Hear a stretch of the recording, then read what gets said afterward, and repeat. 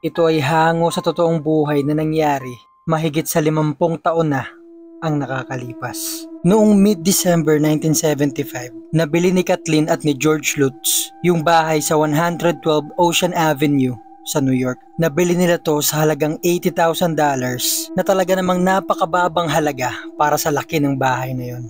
Meron itong 5 kwarto at napakalawak ng lupa. Bukod dito ay kompleto na rin yung mga gamit sa loob. Pero yung araw na bago sila magbayad para bilhin tong bahay, ay sinabi sa kanila ng real estate agent yung nangyari sa pamilyang huling tumira dito. Pero sa kabila ng history ng bahay, ay wala pa rin silang pag-aalinlangan na binili ito. At nung December 18, nung naglilipat na sila ng gamit, at naikwento ni Kathleen at ni George yung history ng bahay sa mga kaibigan nila, at sinabihan silang pabindisyonan ito. At nagkataon naman na available nung araw na yon si Father Mancuso. Nung hapon ng parehong araw, nung December 18, dumating si Father Mancuso dun sa bahay, nagkwentuhan lang sila saglit at nagsimula na nitong bindisyonan yung bahay. Yung mga oras na nakarating na si Father Mancuso sa ikalawang palapag ng bahay, mag-isa na lang siya noon dahil yung mag-asawa at yung mga anak ay nag-aasikaso ng mga gamit nila. Makalipas ang ilang minuto ay bigla na lang nagmamadaling lumabas itong pare nang hindi man lang nagpaalam sa kanila. Inisip na lang ng mag-asawa siguro nagmamadali ito, may pupuntahan pa. Kaya hindi na rin sila nag-abala na tawagin ito o sundan. Masaya si George at si Kathleen nung araw na yon habang naglilipat ng gamit. 6 na buwan pala nakakalipas nung kinasal sila nung July. Sa kabila ng may sariling bahay si Kathleen at may sariling bahay si George, naisip pa rin nilang bumili ng bagong bahay para may bagong simula sila. Sa kabila ng kasama nila yung 3 anak ni Cathy sa una nitong asawa. Nung mga unang gabi na natulog sila sa bahay na yon, si George ay palaging nagigising sa eksaktong oras na 3:15 ng madaling araw. Tuwing nagigising siya sa oras na yun ay parang laging galit na galit siya kay Kathleen tsaka sa 3 anak nito. Sa kabila ng sobrang close naman siya sa mga bata na yun. Hanggang sa pag nagigising siya sa madaling araw ay parang may tumatawag sa kanya sa basement ng bahay. Palagi siya may naririnig na nagbubulungan dito. Nung una akala niya yung mga bata lang, pero tuwing titignan niya yung kwarto ng mga bata ay mahimbing itong mga natutulog at bigla na lang mawawala yung nagbubulungan. At hanggang pati na rin si Cathy ay magsimula na nakarinig ng mga bulungan sa basement. 6 na araw matapos silang lumipat sa bahay na yon, so December 24, tinawagan sila ni Father Mancuso yung nag-bless ng bahay nila na iwasan daw pumunta o matulog sa 2nd floor ng bahay na yon. Dahil nung araw na pumunta siya doon noong December 18, habang nagdadasal siya dito, ay bigla na lang may sumigaw sa kanyang "Get out!" At yun yung nagtulak sa kanya magmadaling lumabas sa bahay na yun. Natakot siya ng sobra dahil yun yung kauna-unahang beses na nakaranas siya ng ganun at nilagnat siya ng ilang araw matapos nun. At nung paggaling nga niya, sabay siya tumawag kay George at kay Kathleen tungkol dun sa naranasan niya. Hindi alam ng mag-asawa kung ano isasagot nila kay Father Mancuso, basta't sinabihan na lang nila to na mag-iingat sila palagi. At nung oras din na yun ay naisip na ni George na umamin kay Kathleen tungkol sa mga na-experience na dun sa bahay. Sinabi niya nga na ilang araw na siya nagigising ng 3:15 ng madaling araw at para siyang palaging galit na galit. At nagkwento na rin si Kathleen na tuwing naglilinis siya ng bahay ay may naririnig siya nagkikwentuhan sa basement na kung minsan pa nga may umiiyak dito. Walang balak sabihin yung mag-asawa dun sa mga bata tungkol sa mga na-experience nila dahil ayaw nilang matakot yung mga to. Kaso nga lang dumating yung isang gabi na kinatatakot nila. Ginising silang mag-asawa ni Daniel, yun yung panganay na anak ni Cathy, na may naririnig daw siyang 2 lalaki nagkwekwentuhan sa basement ng bahay sa lingwaheng hindi niya daw maintindihan. Patuloy lang itong nangyari hanggang sa mga sumunod na araw, hanggang sa dumating na sa puntong hindi na sila nakakatulog sa gabi. Isang beses pa nagising ulit si George ng 3:15 ng madaling araw. Kagaya ng dati parang galit na naman siya at nagsimula siya makarinig ng mga bulungan sa dalawa niyang tenga na parang sinasabi ng mga bulong na to na saktan yung pamilya niya at bigla na lang itong nawawala. At isang beses pa habang nasa labas ng bahay si George, kasama yung mga bata nung lumingon siya sa bahay nila, ay kinalabutan siya sa nakita niya. Dahil dun sa bintana ng 2nd floor ng bahay nila, ay meron ditong tao na may baboy na ulo na may kulay pulang mata. Nagmadali siyang pumasok sa bahay para hanapin ito, pero hindi niya ito makita. Kaya't kinausap niya na si Kathleen na pabindisyonan ulit yung bahay na yon. At nung January 14, tinawagan ulit nila si Father Mancuso na bindisyonan ulit yung bahay.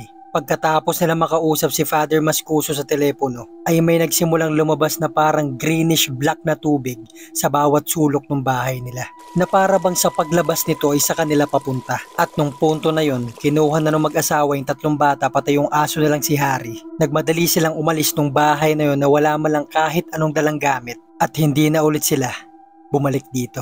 Matapos nito ay nagsimulang kumalat yung mga kwento-kwento tungkol sa mga karanasan ng Lutz family. At dahil dito ay naagawa pa sila ng mga libro na umabot sa 10 milyong kopya yung naibenta nila. Dahil yung bahay na nakatayo sa 112 Ocean Avenue sa New York na nilipatan ng Lutz family noong December 18, 1975 ay ang bahay na tinatawag na Amityville.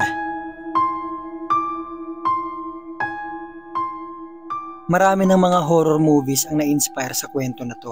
Kahit yung ilan sa mga sikat na nagpa-podcast ay napagkwentuhan na rin to. Kaso nga lang ang pagkakaalam nila, tatay ang pumatay sa mga biktima sa bahay na yon. Pero lingid sa kaalaman ng nakararami, kung ano talaga ang tunay na nangyari sa loob ng Amityville noong November 13, 1974, mahigit 13 buwan bago ito mabili ng Lutz family.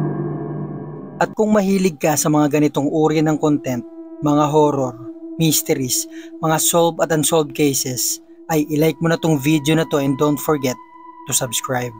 Simulan na natin ang kwento.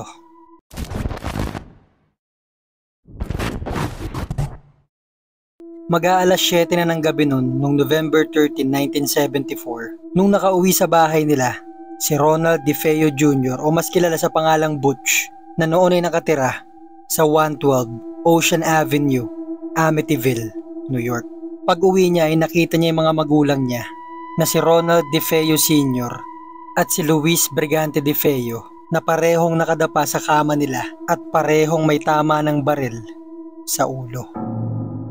Hindi alam ni Butch yung gagawin niya kaya nagmadali siyang tumakbo palabas ng bahay at tumakbo siya sa Henry's Bar na malapit lang sa bahay nila kung saan alam niyang maraming tao. Dito ay sumisigaw siya at humihingi ng tulong na may pumatay sa mga magulang niya. Kaya't yung ilan sa mga kalalakihan dito na kilala yung pamilya nila ay nagmadaling tumakbo kasama si Butch papunta sa bahay nito. Pero si Butch piniling hindi pumasok dun sa bahay nila. Siguro kasi hindi niya kaya makita yung magulang niya sa ganung sitwasyon. Pero ang pinaka nakakalungkot sa lahat, yung pumasok yung mga kalalakihan dun sa bahay nito, ay hindi lang pala yung mga magulang niya ang nabiktima nung karumal-dumal na pagpatay. Kasama din dito yung mga nakababata niyang kapatid na si Don DeFeo, 18 years old, Allison DeFeo, 13 years old, Mark Gregory DeFeo, 11 years old, at si John Matthew DeFeo, 9 years old. Buong pamilya ni Butch ang pinatay sa loob lamang ng isang araw. Tumawag kaagad sa Suffolk County Police Department si Joe Yeswit, kaibigan ni Butch, tungkol sa natagpuan nila sa bahay nito. At makalipas nga ang ilang minuto ay nagdatingan na yung mga pulis sa bahay nila Butch. Dito ay isa-isa nilang pinasok yung bawat kwarto ng bahay kung saan nila nakita yung bangkay ng mga to. Tinanong kaagad nila si Butch kung meron ba siyang idea kung sinong pwedeng gumawa nito sa pamilya niya. Sabi niya sa tingin niya mga hitman yung gumawa nito dahil may mga kaaway din yung papa niya. Dinala kaagad nila si Butch sa presinto para mabantayan siya kasi baka balikan pa siya ng mga hitman. At dito ay patuloy siyang tinanong ng mga pulis. Sinabi ni Butch na sa tingin niya ang gumawa nito ay si Luis Fallini, isa sa mga kilalang hitman sa lugar nila, at nakita niya daw itong may kasamang 2 lalaki at aali-aligid sa lugar. Habang yung mga investigador ay nasa bahay ni Butch at nasa presinto naman siya, ay nahanap kaagad ng mga pulis si Luis Fallini.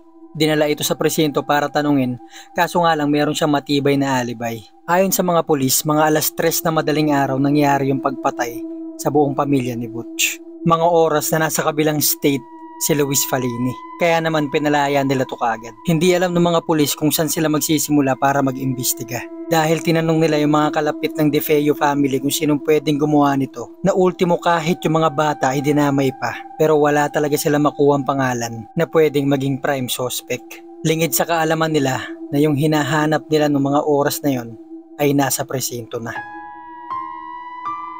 November 14 ng umaga ay umamin si Butch na siya talaga yung pumatay sa buong pamilya nito. Ang sabi niya ay masyadong mabilis yung pangyayari at nung nasimulan niya na ay nahihirapan na siyang pigilan yung sarili niya para patayin yung iba. At nung mga oras na binabaril niya na yung mga kapatid niya, alam niya din sa sarili niya na mali yung ginagawa niya. Pero ang nararamdaman niya ng mga oras na yon ay para bang wala siyang choice kaya hindi niya mapigilan yung sarili niya.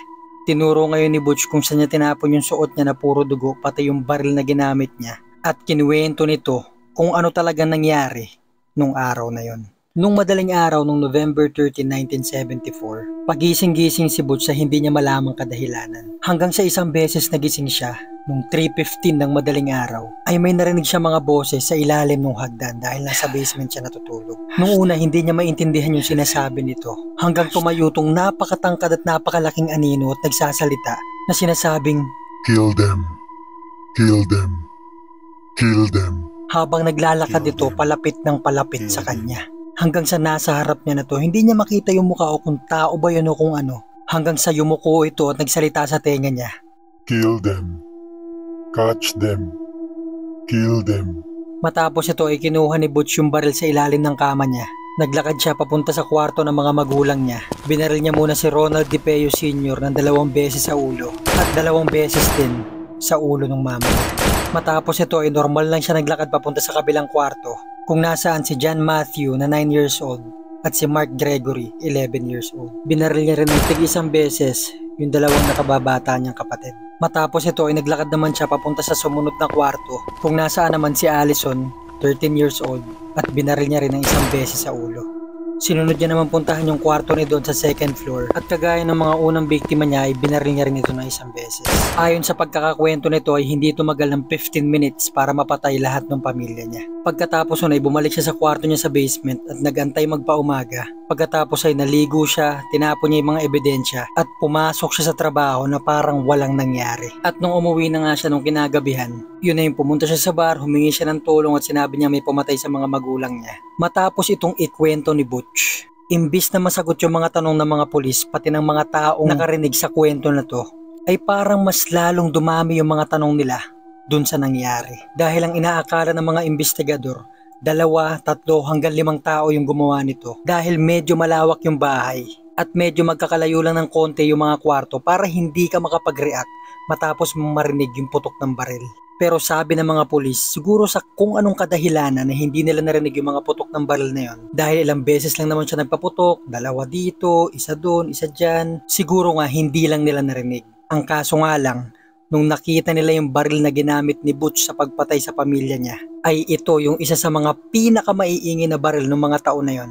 Yung baril na tinatawag na 35 caliber Marlin rifle na sinubukan din nilang paputukin sa loob ng bahay at rinig mo yung tunog ng baril na to kahit 1 kilometro pa ang layo mo mula sa bahay na yon. Dapat din natin i-considera na madaling araw nangyari yung krimen kaya't napakatahimik ng lugar. Kaya't dito nga lalong dumami yung mga tanong na para bang kahit narinig nila yung mga putok ng baril na yon ay hindi man lang sila kumilos para i-check kung ano yun o ni kahit protektahan man lang yung sarili nila o tumakas ng bahay. At dapat din nating tandaan na lahat ng pamilya ni Butch ay mga nakadapa nung nabaril sila.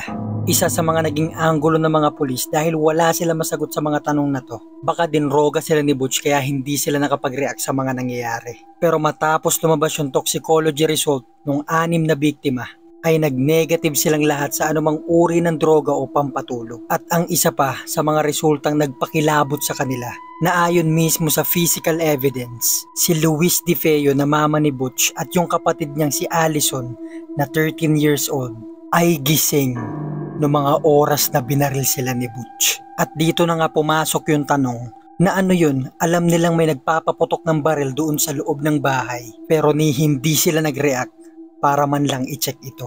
Na para bang nag-antay lang talaga sila ng oras hanggang mabaril sila ni Butch. O kaya naman pwedeng gising talaga sila ng mga oras na yun pero hindi nila magalaw yung mga katawan nila.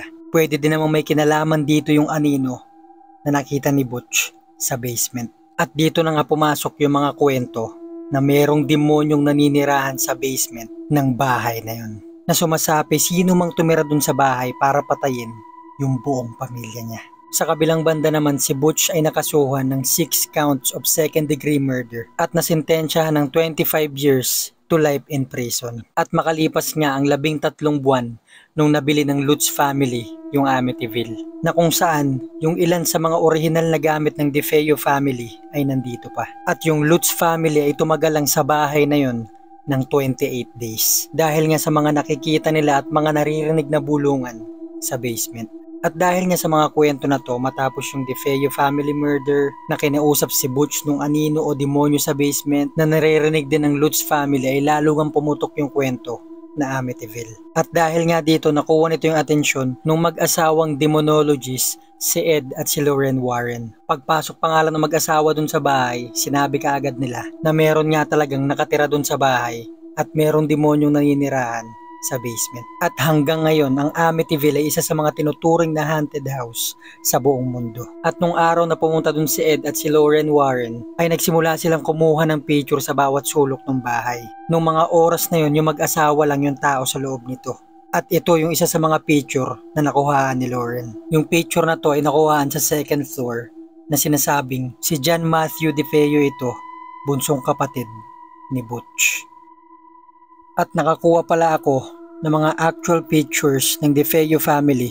Picture na kuha ng mga unang pulis na rumisponde sa Amityville.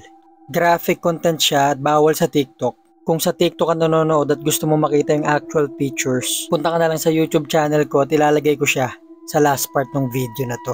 After ng mga shoutout. At yan ang kwento ko sa inyo ngayong araw. Huwag nyo kalimutan mag-like at mag-subscribe at mag-comment na rin kayo sa masasabi nyo sa video na to. Thank you very much for watching guys at shoutout muna sa mga viewers natin na to. So guys, gusto ko lang i-take tong opportunity para magpasalamat sa inyo sa mga walang sawang sumusuporta kahit minsan ang tagal ko makapag-upload. Ngayon babawi ako sa inyo, sisikapin ko makapag-upload ng marami, mapa-horror man yan, mapa-mystery, mga solved and unsolved cases. At sana wag kayong magsawang manood sa mga videos na nagagawa ko. At hihingi lang rin pala ako ng tulong kung umabot ka sa part na to ng video. Gumawa ako ng Facebook page ng Dark Archives. Wala pa akong ka-followers doon, wala akong viewers. Sana bigyan nyo ng konting oras, mag-share lang kayo doon, mag-like, mag-follow. Sobrang maraming salamat sa inyo guys.